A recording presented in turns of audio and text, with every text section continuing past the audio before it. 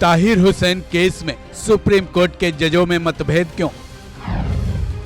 दोनों जजों ने क्यों सुनाया अलग अलग फैसला?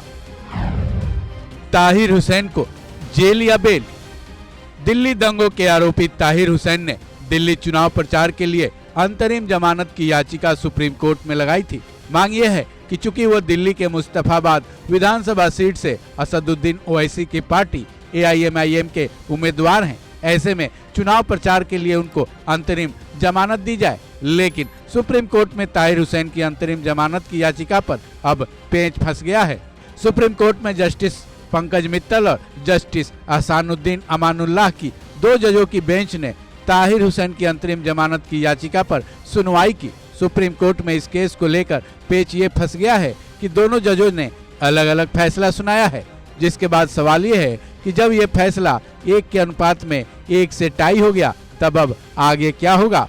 कानून में उसका भी प्रावधान है, जिसके बारे में जानेंगे। पहले ये जानते हैं कि दोनों जजों ने अपने अपने फैसले के पीछे क्या वजह दिए हैं। सबसे पहले ये जान लीजिए कि सुप्रीम कोर्ट के जज जस्टिस पंकज मित्तल ने ताहिर हुसैन को अंतरिम जमानत देने से इनकार कर दिया है। वहीं जस्टिस अमानुल्लाह ने ताहिर हुसैन को जमानत दिया है। सबसे पहले ये जानते हैं कि आखिर जस्टिस पंकज मित्तल ने जमानत देने से इनकार करते हुए क्या कहा है। जस्टिस मित्तल ने कहा कि वो इस जमानत को स्वीकार कर लेने के बाद एक नई प्रथा शुरू हो जाएगी, क्योंकि इसके बाद विचाराधीन कैदी चुनाव में खड़े हो जाएंगे और चुनाव लड़ने और चुनाव प्रचार के लिए जमानत की मांग करने लगेंगे।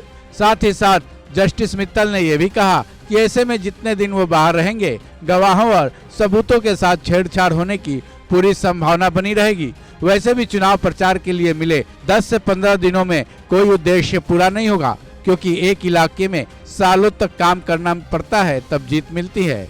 वहीं इस बारे में सुप्रीम कोर्ट के जज जस्टिस अमानुल्लाह, जिन्होंने ताहिर हुसैन की जमानत याचिका मंजूर कर ली है, कहा कि याचिकाकर्ता को 4 फरवरी की दोपहर तक जमानत दे दी जानी चाहिए, लेकिन उसके लिए शर्त यह रखी जा रही है कि वो चुनाव प्रचार के दौरान उन पर लगे आरोपों पर उनके ऊपर हुए FIR का न तो जिक्र करेंगे और न ही उसके लिए कोई मुद्दा उठाएंगे। साथ ही जमानत के लिए दी गई अवधि के तुरंत बाद उनको जेल के अधिकारियों के सामने सरेंडर करना होगा। अब आते हैं उस सवाल पर कि अब आगे क्या होगा।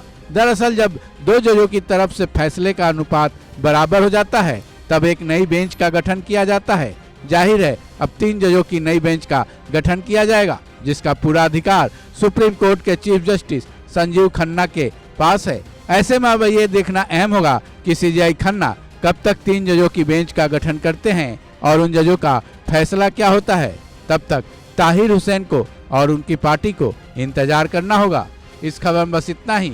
बाकी अपडेट्स के लिए जुड़े रहें वन इंडिया हिंदी के साथ।